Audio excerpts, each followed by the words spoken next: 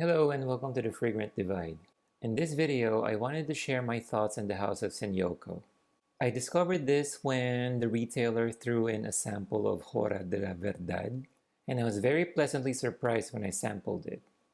Nobody seems to be talking about this house, but recently I just noticed that Wafts from the Loft reviewed Hora de la Verdad Sombra, and apparently it's either a winner or a candidate in the Arts and Olfaction Awards or something like that. And then I saw Toons reviews mention it in Instagram, and he was really liking it and recommending it for spring or summer.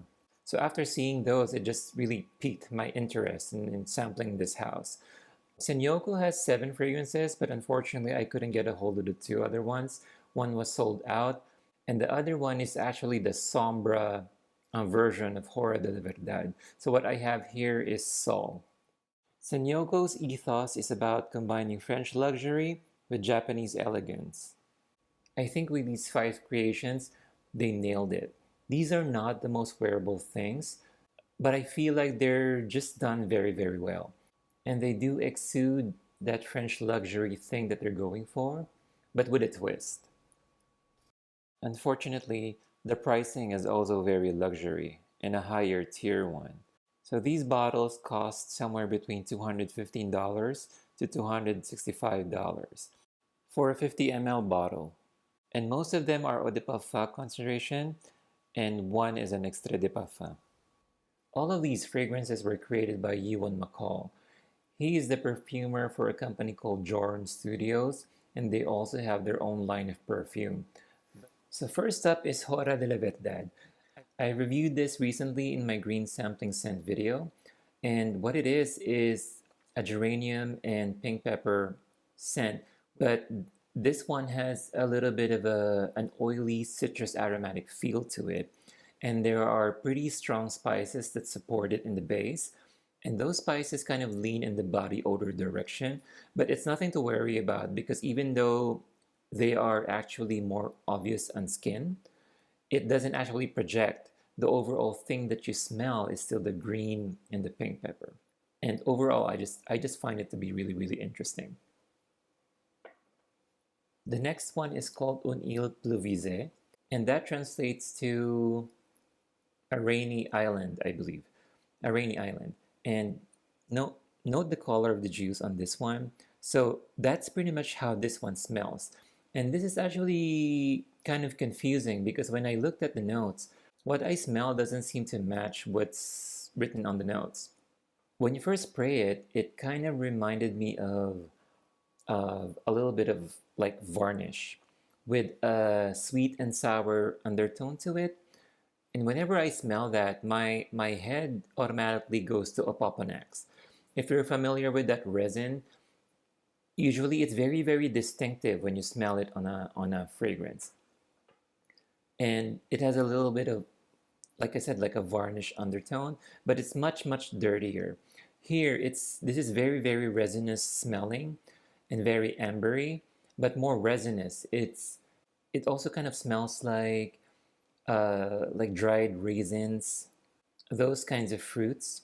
Like it's slightly Middle Eastern, and again, it's very, very resinous. So it's like a combination of myrrh and opoponax and dried fruits, which doesn't seem to match what the notes seem to be. Again, it's another one that's very, very interesting because it's kind of confounding when the smell doesn't seem to match the notes that you're reading, right? But that's the beauty. But that's the beauty of this hobby, right? That it keeps you on your toes, and that's one of the reasons that I like this brand.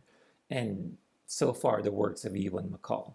So definitely one worth checking out. And I believe there's also ambergris here. Because of its sour quality and the texture that this gives me, it also kind of reminds me of tamarind snacks. If you've eaten the tamarind snacks, they're very sticky, and they're usually combined with a little bit of sugar. So it has that kind of like ambery resinous texture to it that is both sweet and sour. This is slightly reminiscent of that as well. The third fragrance is called Madama Butterfly II. I haven't been able to find out why it's called two, but when you think of Madama Butterfly, the first thing that comes to mind is geisha, especially since Senyoko inspired by the Japanese culture, right? And when you think of geisha, the thing that stands out is that they wear this thick, almost ghostly white makeup. And Madama Butterfly II basically goes in that direction. So what this smells like is very, very similar to Tuscan leather. So the main notes in this are raspberry, iris, violet, I believe, and there's something in it that creates that almost suede-like texture. But instead of just going towards the Tuscan leather route, what happens here is, like I said, it's geisha, right? And it's makeup. It actually goes that makeup route, and instead of becoming suede like Tuscan leather, here it becomes more silk. It's very, very silky. It still has a little bit of that suede-like leather texture, but the makeup-y part of it is very, very silky. Like you can feel the iris and the violet in there, and I don't know what's giving that texture, maybe a hint of sandalwood or musk or something else.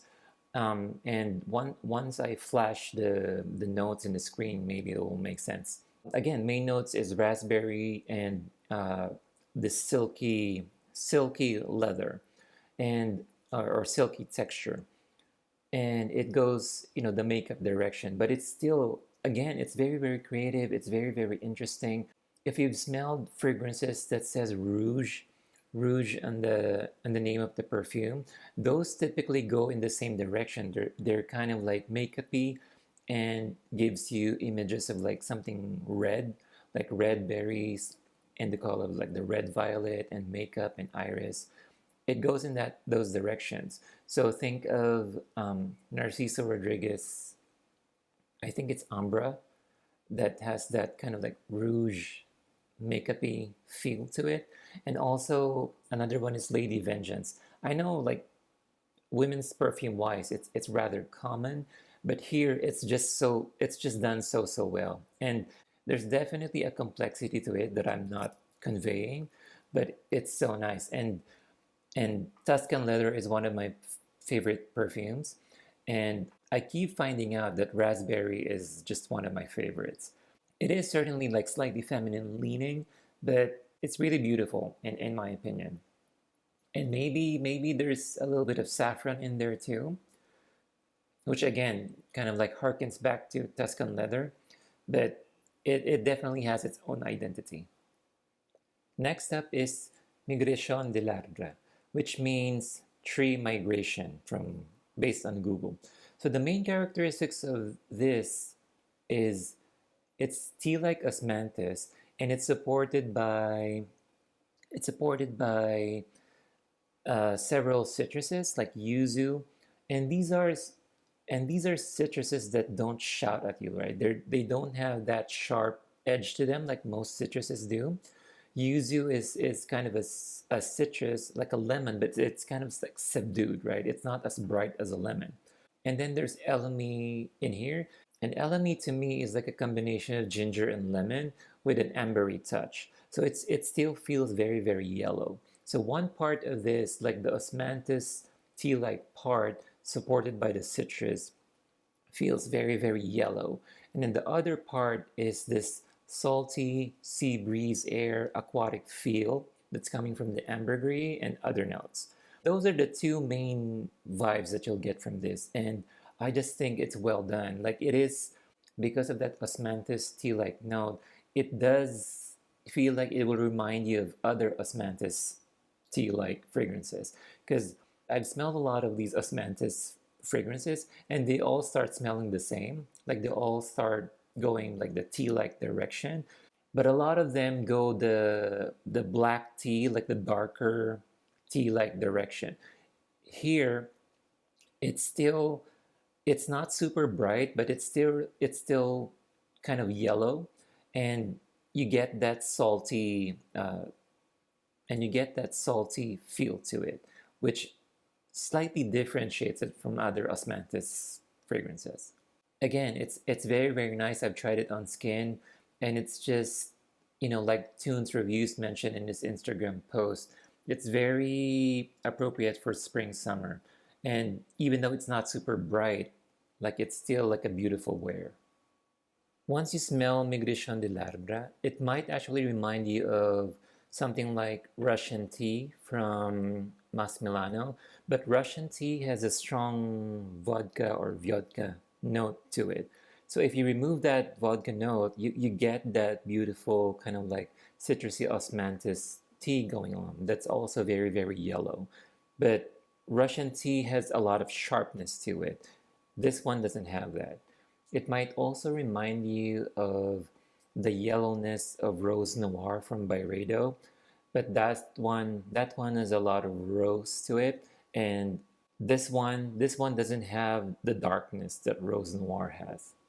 The last one from my samples is called La Tsarine, and it's basically inspired by a female Tsar, or I believe it's called an Empress of Russia or something like that. But this last sample is the trickiest and the weirdest for me. Why? Because to me, this one is straight up body odor. And before you get turned off, like I thought I did, I'm telling you that this is a very interesting take on body odor. So this is basically like saffron, cumin, like animalic musks and other strong spices. And when you smell it, you can feel like they're working in harmony together. So one side is that there's a spicy floral aspect to it, and then the other side is the spicy body odor types of dry spices. So all of those working together form this very interesting spicy aromatic feel. And yes, it is body odor. Like I know some of you know that smell that you probably like sat beside someone and you can just smell the spices emanating off of their skin. So, and this is that. Like I can, like it totally, this particular fragrance kind of like validates that. I don't know if it's a myth, but part of the history of perfume is that, due to certain reasons, like bathing wasn't a common thing. So royalty turned to fragrances to perfume themselves and hide and mask the body odor. And I feel like from a royalty standpoint, body odor, this one represents it. But the summary of it is like it's like very, very floral saffron type spice, and then the BO leaning ones. And it's from start to finish, it's just straight up body odor. And to me, it's kind of like that expression about a train wreck that you shouldn't look, but you can't look away, right? I know it's kind of like a tragedy, but you can't look away. And this represents, that imagery. And honestly, because of the scent of this, I would gladly spray this on my enemies. Seriously. I just feel like it's so well done. So well done. Definitely worth checking out. Overall, Senyoko is a house that I highly, highly recommend you sample from. Whether you like these fragrances or not, they're just worth smelling at the very least. Like you can smell, somehow you can feel the complexity of the composition, the layers in the smell, and how and try overlaying that with how the notes what the notes actually are. I find the compositions to be just interesting, and even though they're all slightly familiar, it's a slightly different take on familiar things. And we always want that, right? That's what we're craving for sometimes. So if you want something slightly different, slightly off center, definitely check this out. I hope that was helpful in some way, and thank you for watching.